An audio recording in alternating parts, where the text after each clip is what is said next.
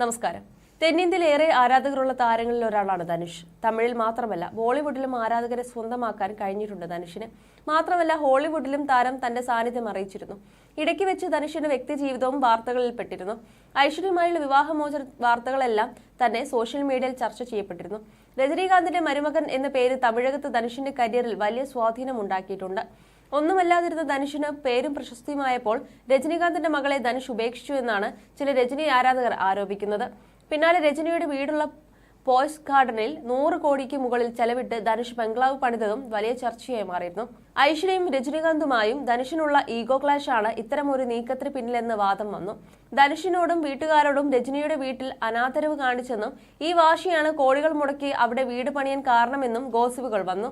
ഇപ്പോഴിത് ആദ്യമായി തനിക്കെതിരെ വന്ന അഭ്യൂഹങ്ങളോട് പ്രതികരിക്കുകയാണ് ധനുഷ്. പോയ്സ് ഗാർഡനിൽ വീട് പണിയുന്നത് ഇത്ര വലിയ വിവാദമാകുന്നത് അറിഞ്ഞിരുന്നുവെങ്കിൽ വീട് പണിയില്ലായിരുന്നു. ഞാൻ ആരുടെ ആരാധകനാണെന്ന് നിങ്ങൾക്ക് അറിയാം. രജനി സാറുടെ വലിയ ആരാധകനാണ് ഞാൻ. അദ്ദേഹത്തിന്റെ വീട് പോയ്സ് ഗാർഡനിലാണ്. മുൻ മുഖ്യമന്ത്രി ജയലളിതയുടെയും വീട് അവിടെയാണ്. പോയ്സ് ഗാർഡനിൽ ഒരു വീട് പണിയുകയെന്നത് തന്റെ ആഗ്രഹമായിരുന്നെന്നും ധനുഷ് പറയുന്നു. ഞാൻ ആരാണെന്ന് ശിവൻ അറിയാം. എന്റെ മാതാപിതാക്കൾക്കും ആരാധകർക്കും അറിയാം. തുടക്കകാലം മുതൽ തന്നെ ബോഡി ഷേമിങ്ങിനും അനാവശ്യ വിവാദങ്ങൾക്കും ഇരയായിട്ടുണ്ട്. എന്തുകൊണ്ട് തനിക്ക് പോയ്സ് ഗാർഡനിൽ ഒരു വീട് വാങ്ങിക്കൂടെ എന്നും ധനുഷ് ചോദിക്കുന്നുണ്ട്. ഗായിക സുചിത്ര ഉന്നയിച്ച ആരോപണങ്ങൾക്കുള്ള മറുപടിയും ധനുഷിന്റെ വാക്കുകളിലുണ്ടെന്നാണ് ആരാധകർ പറയുന്നത്. ധനുഷിനെതിരെ ഗുരുതര ആരോപണങ്ങളാണ് സുജി ലീക്സിലൂടെ കൂടുതൽ ശ്രദ്ധ നേടിയ ഗായിക സുചിത്ര ഉന്നയിച്ചത്. സുജി ലീക്സിനും പിന്നിൽ ധനുഷും സംഘവുമാണെന്നും കൈവിട്ടുപോയ ഒരു പ്രാങ്കാണിതെന്നുമാണ് സുചിത്ര ആരോപിച്ചിരുന്നത്. തന്റെ മുൻ ഭർത്താവ് കാർത്തിക് കുമാറും ധനുഷും ചേർന്നാണ് തന്റെ സോഷ്യൽ മീഡിയ അക്കൗണ്ടിലൂടെ ഫോട്ടോകൾ പുറത്തുവിട്ടതെന്നും സുചിത്ര പറയുന്നു. ധനുഷിന്റെ കുടുംബം തകർന്നു. തന്നോട് ചെയ്ത ദ്രോഹത്തിന്റെ ഫലമാണിത്.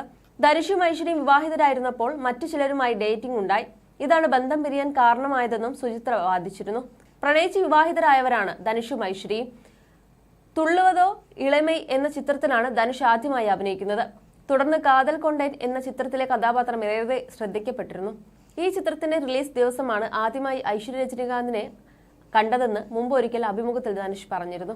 അന്നു മുതലുള്ള സൗഹൃദം വളർന്ന് പ്രണയമായതോടെയാണ് വിവാഹത്തിലേക്ക് ഇരുവരും കടന്നത്. എന്നാൽ ധനുഷിനെ വിവാഹം ചെയ്യുന്നതിന് മുമ്പ് ഐശ്വര്യയും നടൻ ചിമ്പുവുമായി പ്രണയത്തിലായിരുന്നെന്ന് അഭ്യൂഹങ്ങൾ ഉണ്ടായിരുന്നു. ചിമ്പുവിനെ ഐശ്വര്യ വിവാഹത്തിന് മുമ്പായി ഒഴിവാക്കുകയാണെന്നും വാർത്തകൾ ഉണ്ടായിരുന്നു.